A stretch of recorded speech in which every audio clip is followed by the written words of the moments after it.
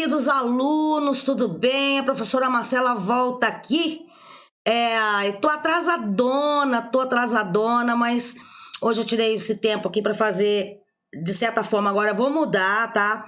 Sei que alguns alunos, algum pessoal que frequenta o meu canal pode até sair, mas eu já verifiquei aí que já tem, né, o professor já dando todas as respostas para vocês e tudo, e tem muitos alunos que querem só as respostas. Então, eu resolvi fazer a explicação, tá, da matéria, para vocês se sintonizarem, e pelo que eu analisei do PET, é uma questão de leitura. Lê os textos do PET, resolveu todas as questões. O PET está colocando textos e daqueles textos ele vai tirando e lhe perguntando. Então é muito fácil. Então vocês mesmos podem fazer isso em casa. Então aí eu vou fazer a explicação aqui para quem tiver interesse em entender um pouco mais a questão dos assuntos relacionados à semana, tá bom? Então vamos lá, vamos abrir aqui.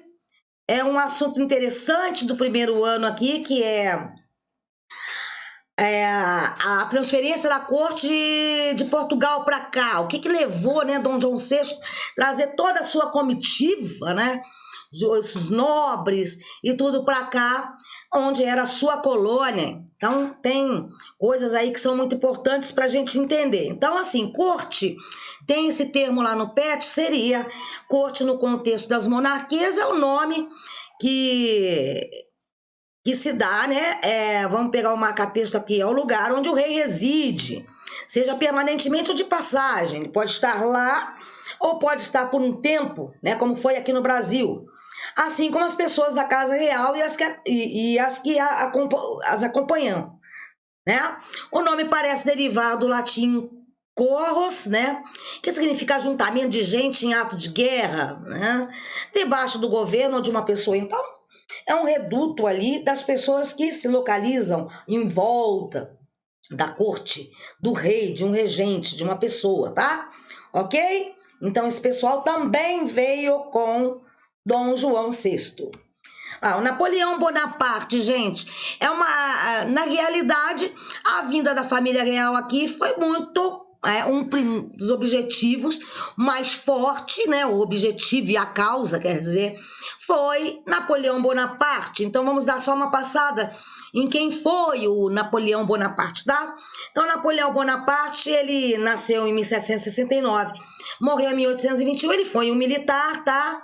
Líder político, imperador dos franceses, instituiu o Império Napoleônico e conquistou um vasto território na França. Então, ele veio logo após o processo da Revolução Francesa. Então, a ascensão de Bonaparte ao poder foi consequência direta da crise ocorrida na França no final do século XVIII. Que seria essa crise?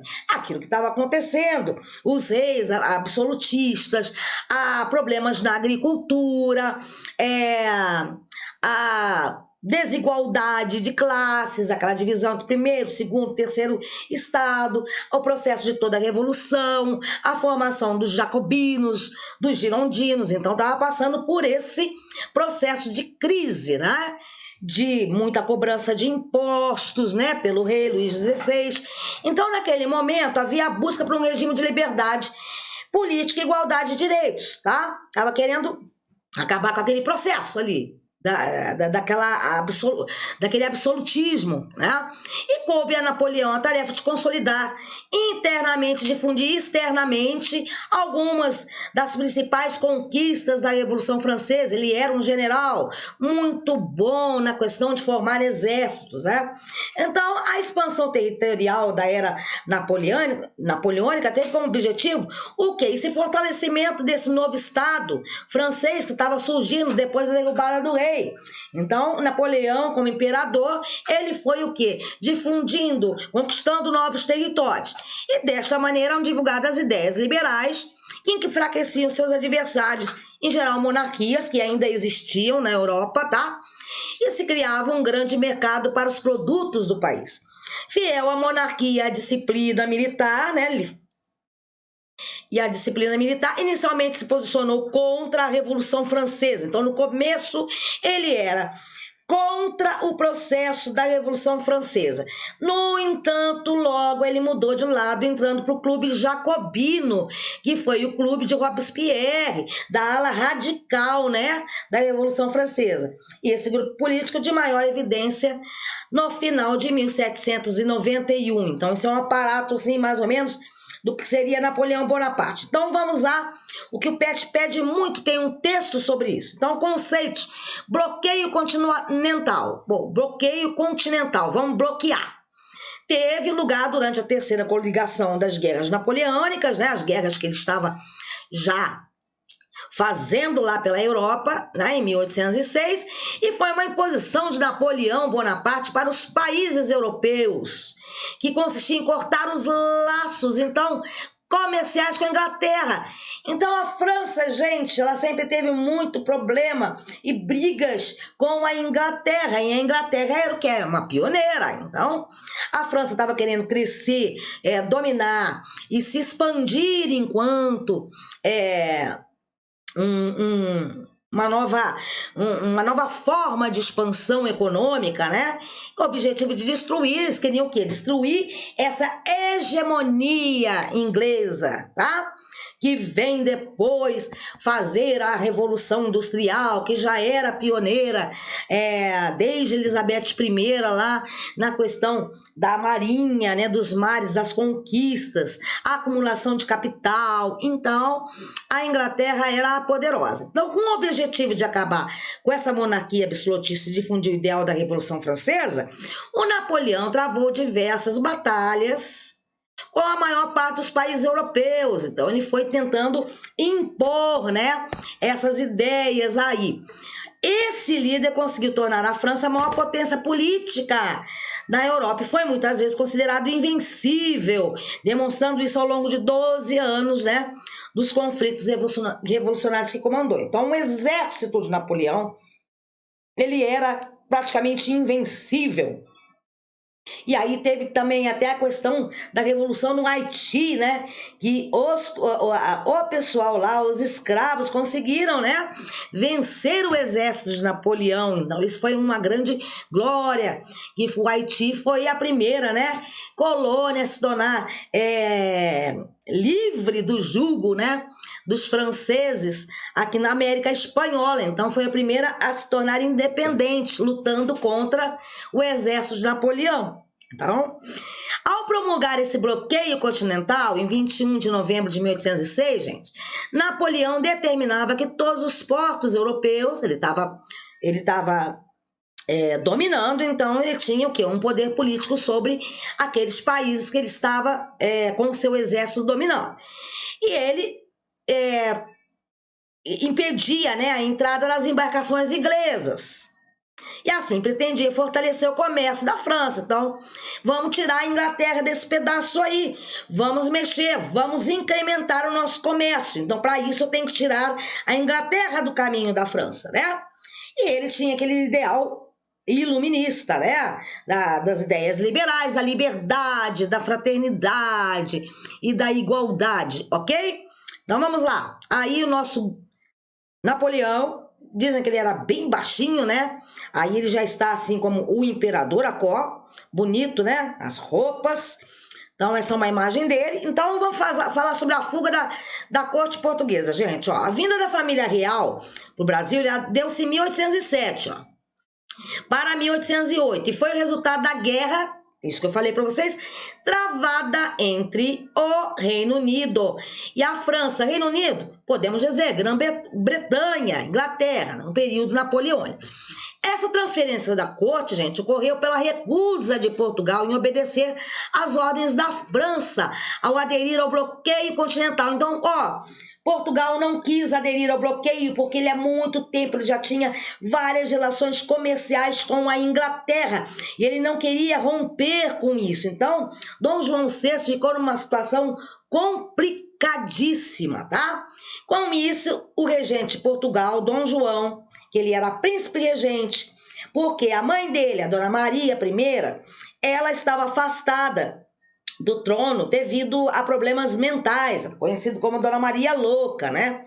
Então, ele decidiu transferir toda a corte para o Brasil. Assim, o poder português instalou-se no Rio de Janeiro. Mas, primeiramente, gente, eles chegaram em Salvador, tá? Que era a capital do país, do Brasil, né? Da Brasil colônia na época. Essa chegada dele, gente, resultou em transformações que tiveram influências, né, fundamental no desencadeamento do processo de independência, lá na frente com o filho dele, Dom Pedro I, tá bom? Com o bloqueio continental, os portugueses começaram a ventilar a proposta de mudarem-se para o Brasil, a fim de fugir do alcance de Napoleão. Portugal não aceitou aderir ao bloqueio porque as relações com esses ingleses eram boas, estavam de pé por séculos, através de tratados. Os tratados de 1810, depois que viriam com a Inglaterra se dando bem aí na questão da importação, né? Com a taxa alfandegária mais baixa, tinha os tratados de pão, o tratado de panos e vinhos, tá? Então já tinham uma relação comercial bem concreta, tá? A situação estendeu-se até meados de 1807, quando Napoleão realizou um ultimato. Então, ele estava empurrando com a barriga Dom João VI, mas teve uma hora que o Napoleão falou assim, ou vai ou racha, tá? Então, nesse ultimato de Napoleão, ele determinou que Portugal deveria, até no dia 1º de setembro, né, realizar as seguintes medidas: convocar seu embaixador que estava em Londres, expulsar o embaixador inglês de Lisboa, né, fechar os portos para navios ingleses, prender os ingleses em Portugal e confiscar os bens deles e declarar guerra à Inglaterra. Então, Napoleão deu esse ultimato para Dom João VI. O que ele fez? Meu Deus, o que eu vou fazer? O melhor para mim é fugir, tá? Não, Napoleão, então, quais seriam os interesses da França? Prestem atenção, tem uma pergunta relacionada no pé. Os interesses da França, que tem uma parte lá que Napoleão voltou os olhos para o Portugal, né? Voltou. Por que Napoleão estava tão interessado em Portugal, gente? Porque ele pretendia enfraquecer sua principal concorrente, a Inglaterra. A ideia era desarticular o desenvolvimento industrial produzido no país dos bretões. Também tinha interesses no comércio que Portugal tinha com a Ásia, com a África e com a América Portuguesa. Então, ele estava de olho também na expansão territorialista, ok? Ele queria acabar com a relação comercial de Portugal com a Inglaterra e o quê? Via aqui as colônias portuguesas, porque vocês sabem que Portugal foi pioneiro nas navegações marítimas e com isso foi conquistando várias colônias ali na África, nas ilhas, então, América, na Ásia. Então, Portugal tinha muita colônia, beleza? Então, ele estava de olho nisso. A viagem. No PET fala sobre essa questão da viagem. Entre 10 mil gente e 15 mil pessoas acompanharam o príncipe regente na viagem ao Brasil. Marcela, esse pessoal todo veio para cá em navios. Meu Deus, como é que foi essa viagem?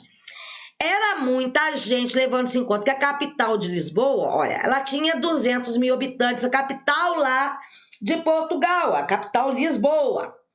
Então veio entre 10 mil e 15 mil para cá. Muita gente. Então, durante 3 dias, o povo de Lisboa observou o movimento dos cavalos, carruagens, funcionários do governo nas imediações do porto, sem entender o que se passava. Então, foi uma coisa meio na berlinda, tá? Ele estava já armando para poder vir aqui para o Brasil colônia, né?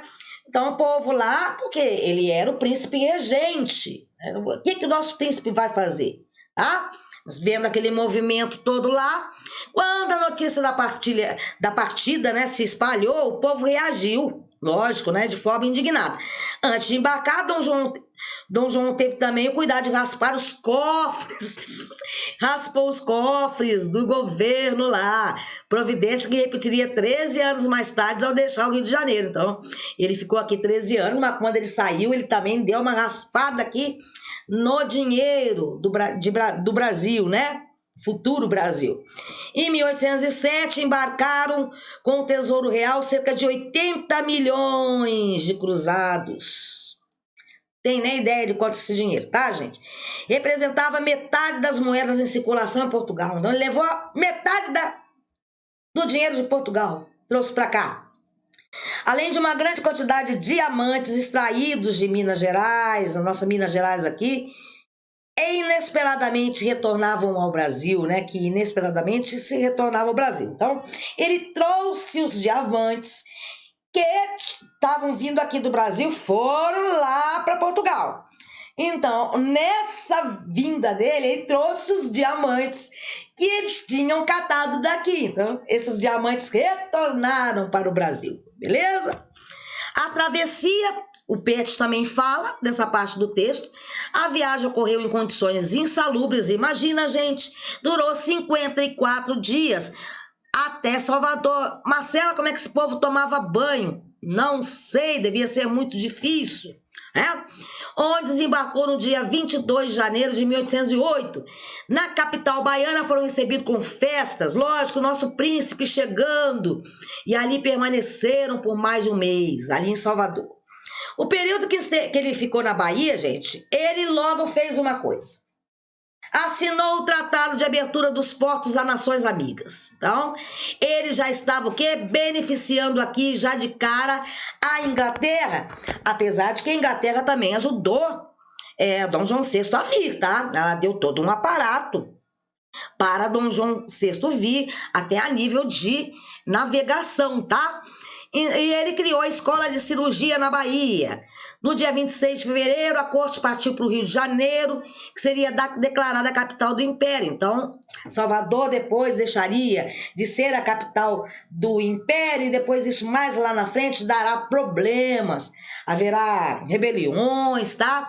Vai acontecer a Conjuração Baiana, enfim, né?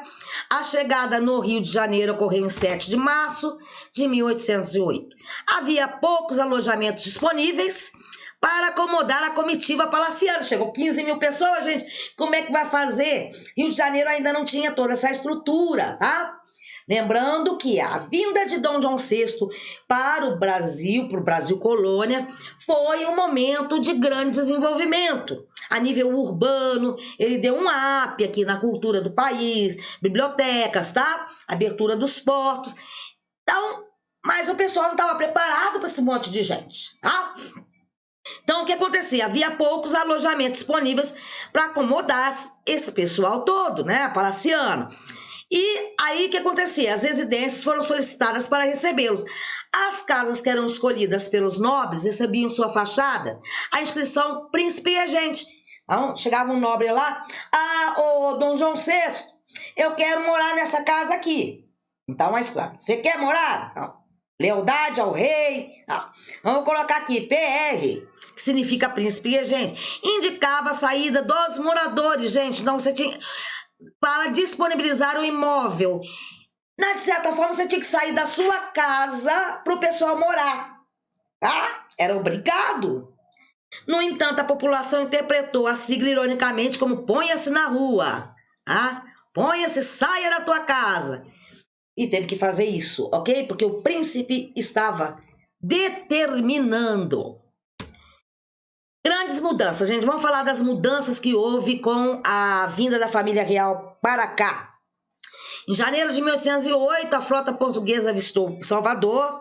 No dia 24 do mesmo mês, ele assinou, né, o decreto de abertura dos portos, que além de ser considerado por muitos historiadores como o primeiro passo, né, em rumo à independência do país, do Brasil, né? A partir do momento que começa a ter a rompimento do pacto colonial, aquela coisa da metrópole só, da colônia só poder fazer negócios com a metrópole. A partir do momento que ele abriu os portos, então deu mais condição para o pessoal que já produzia aqui também, que tinham já as suas manufaturas, seus latifúndios, pudessem também comercializar com outros países. Ok? Com essa medida, o Rio de Janeiro passou a ser o principal destino dos produtos manufaturados ingleses, porque aí os ingleses Estava abertos os portos, então o Rio de Janeiro foi um depósito, né, de produtos, tá, dos ingleses. Essa decisão foi benéfica, portanto, para os próprios ingleses, né, quanto para os produtos rurais brasileiros, que agora se veriam livres do monopólio comercial da metrópole. Então, é isso que eu estou falando, rompimento do pacto colonial, não precisa fazer só comércio com Portugal. Em 8 de março, a família real portuguesa desembarcou na cidade do Rio de Janeiro, impactando fortemente a cidade e o reino em diversos aspectos. Dom João, aqui está escrito errado, tá? É Dom João VI. Tomou algumas medidas na tentativa de fomentar a atividade industrial no reino, tá? Para poder dar possibilidade também para os produtos que a Inglaterra estava trazendo para cá, vendendo para cá, tá? Revogando decretos que proibiam a instalação de manufaturas na colônia. As pessoas poderiam ter as suas manufaturas aqui, oferecendo subsídios a determinados setores industriais, isenção de tributos na aquisição de matérias-primas para a indústria, entre tantas coisas, outras coisas. Então, ele deu um up aqui na economia brasileira, ok? Mais mudanças dele, gente. O estabelecimento da família aqui, funcionários da corte do alto clero de nobres, que teriam vindo com a transferência, a cidade do Rio de Janeiro, mudou-se até de fisionomia. A sua população praticamente dobrou de número. De 50 mil, ela passou para aproximadamente 100 mil pessoas. Então, a partir do momento que há esse crescimento demográfico, é necessário haver mudanças, tá? Com a vinda das bibliotecas inteiras, que trouxe bibliotecas inteiras de Portugal para cá, né? A circulação de ideias e debates passou a também se tornar mais frequente aqui no Brasil Colônia. Assim, houve o surgimento de novos veículos de imprensa, jornais, estabelecimento de artistas, novas construções foram feitas, entre muitas outras coisas, o que reconfigurou a vida urbana, né? O Rio de Janeiro deu um up. Salvador ficou meio atrasada lá, depois isso vai ter problema. Com a vinda de aproximadamente 15 mil pessoas ao estado do Brasil, entre portugueses e estrangeiros de outras nacionalidades, uma série de interesses divergentes passou a se consolidar aqui, e disputas de espaço de poder, eu vendo, eu quero monopolizar, tá? Embora não houvesse ainda partidos políticos nessa época, um aglomerado de comerciantes, os liberais, proprietários de terra, conservadores, escravos, passou a ser reconhecido como Partido do Brasil. Então já vai começar a ter uma configuração política aqui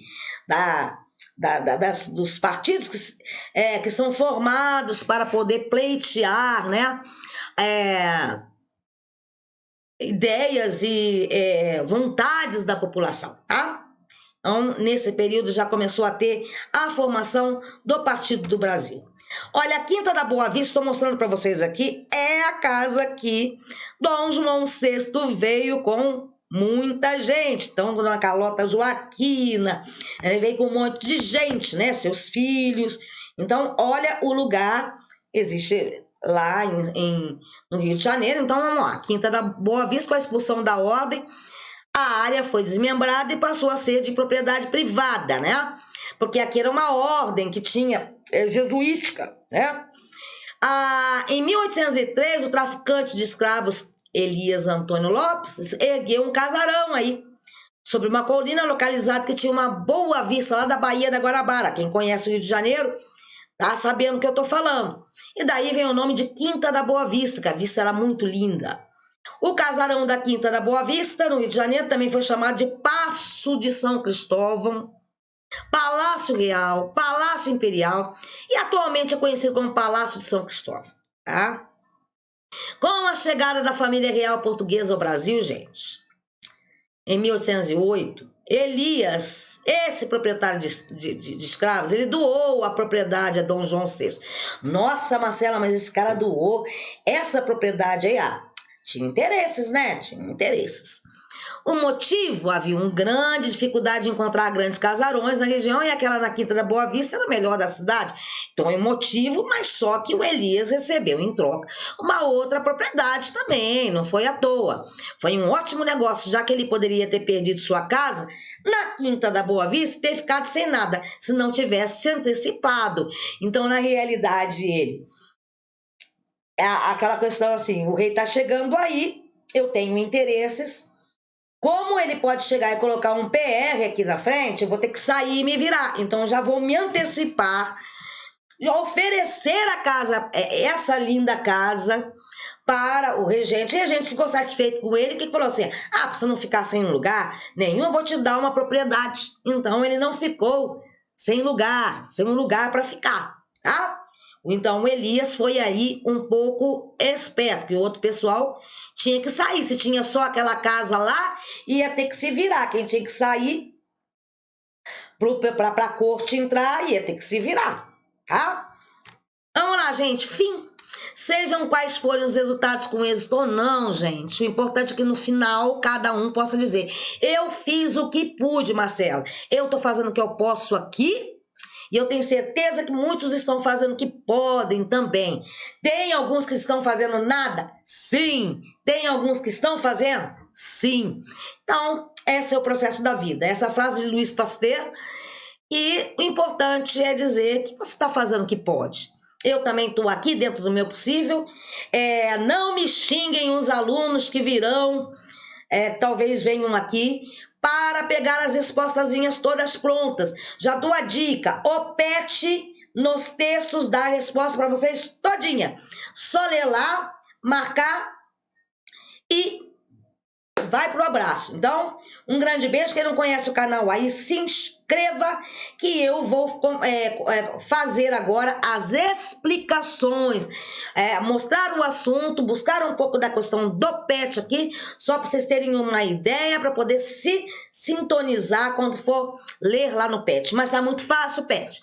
As respostas estão lá, tá? E para quem quiser as respostas todas já marcadinhas, só quer parar o slide para pegar, tem canais aí de história que já disponibilizam tudo, ok? Um grande beijo, fique com Deus. Quem não tá aqui pela primeira vez, dá um like aí, esqueci de deixar no começo do vídeo. Um grande beijo, e agora vai ter a semana de acolhimento e setembro começa o PET 4.